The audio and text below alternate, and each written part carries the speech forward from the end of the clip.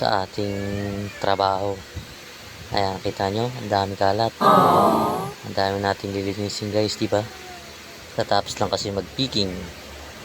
Tapos yung ginagawa ko yan, pinapasok ko yung stock dito sa loob, galing sa labas. Ayan. Mga ano yan, mga kanton. Ayan, tapos ko lang ayusin. Medyo maayos na, di ba? Ang ganda, di ba? Yan yung mga ginagawa natin ngayon. Yan yung ginawa ko guys kahapon. Lalagyan na natin ng mga biskuit yan. Yan yung cabinet na ginawa ko kahapon. Cabinet na karton. Ayan, di ba? Nalagyan ko na ng mga laman. Maganda tingnan, di ba guys? Ayos ka.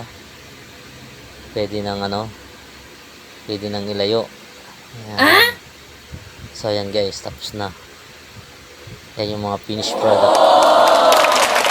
Ang ganda ba, diba? Ayan guys, bye.